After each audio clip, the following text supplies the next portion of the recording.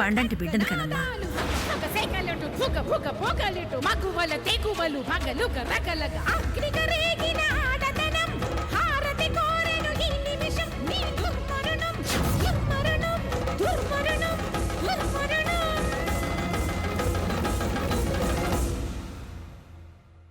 ఆదిత్య,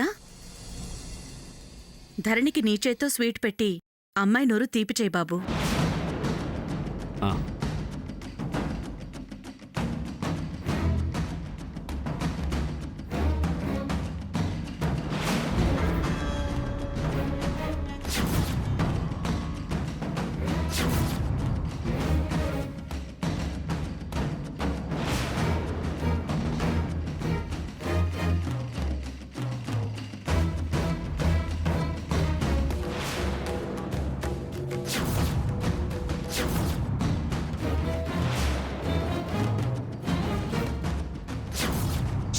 ముప్పై 6 దినాల కటిక ఉపవాస దీక్ష చెయ్యాలి. తినవే, ఇప్పుడెలా తప్పించుకుంటావో నేను చూస్తాను.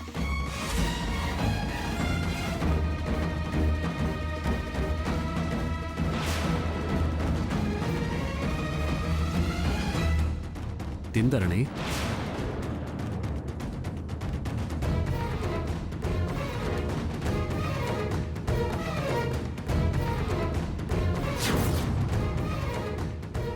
తినమ్మా ధరణి. ధరణి, ఆలోచిస్తావేంటే? తిను.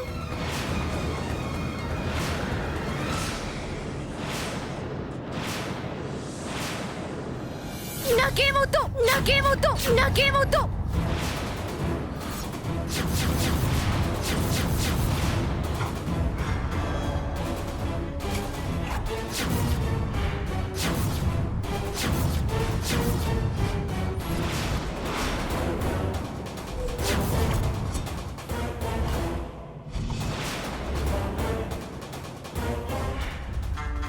నాకు తెలిసే నువ్విలా చేస్తావని.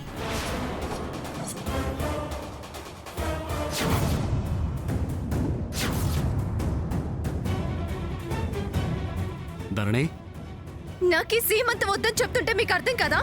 ఎందుకు నన్ను బలవంతి పెడుతున్నారు?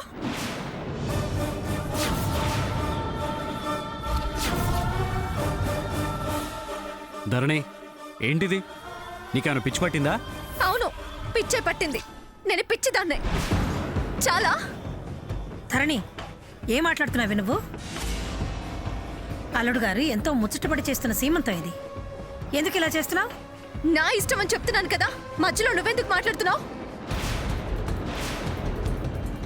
ధరణి, ఆవిడ నీ కన్నతల్లి. కన్నతల్లితో ఇలాగైనా మాట్లాడేది? నా జోలికొస్తే ఎవరితో అయినా ఇలాగే మాట్లాడతాను. ఏమైంది నీకు? నువ్వు నోరెత్తావంటే బాగోదు. నోరు మూయ్. అమ్మా, అలాంటి వాళ్ళది నిజమైన ప్రేమ కాదు, అది వ్యామోహం. ఎగ్జాక్ట్లీ చిన్నత్త.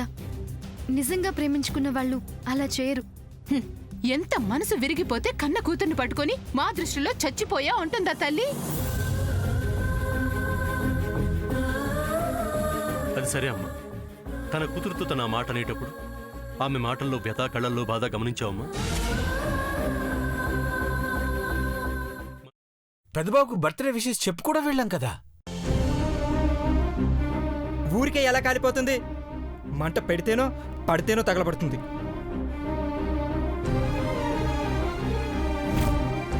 కరెక్ట్ చిన్నబాబు, నీకొచ్చినట్టే నాకు డౌట్ వచ్చింది.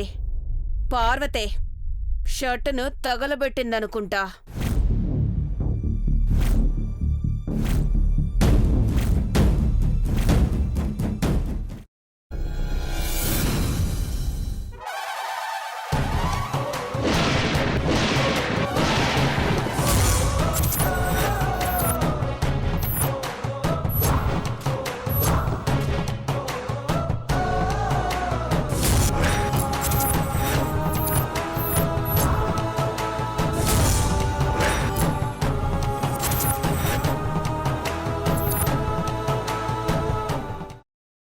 తర్వాత పొట్టు తీసేసి చాప్ చేసి పక్కన పెట్టుకోవాలి.